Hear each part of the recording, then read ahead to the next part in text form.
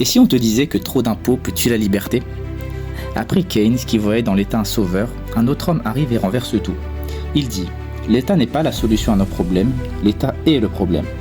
Cet homme, c'est Milton Friedman, l'économiste qui a voulu redonner le pouvoir aux citoyens et au marché.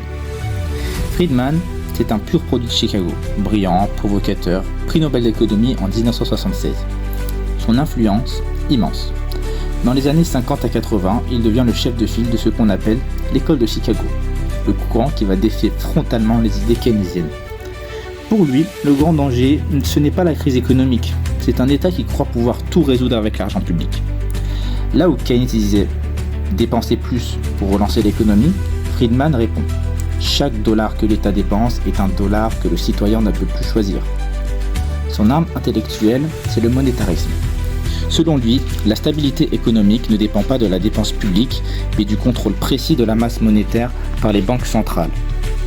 Car trop de monnaie en circulation crée l'inflation. Et l'inflation, dit-il, est l'impôt le plus injuste. Celui qui frappe les plus modestes sans qu'ils s'en rendent compte.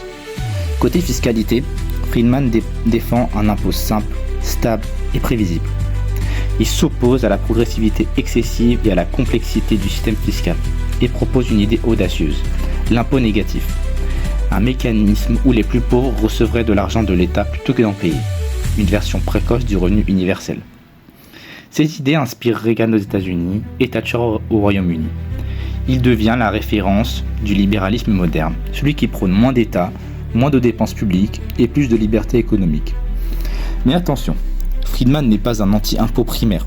Il ne nie pas le rôle de l'État. Il veut simplement qu'il soit limité, efficace et responsable. Pour lui, la liberté économique est la condition nécessaire à toutes les autres formes de liberté, politique, sociale, individuelle. Milton Friedman a redéfini le débat fiscal mondial.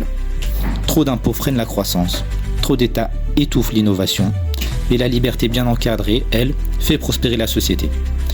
Que tu sois d'accord ou non, son influence est partout, dans nos politiques économiques, dans les débats sur la fiscalité, et même dans chaque discussion sur l'État dépense trop. Si tu veux comprendre la fiscalité comme personne et découvrir les idées qui ont façonné notre monde, abonne-toi maintenant, on continue ensemble.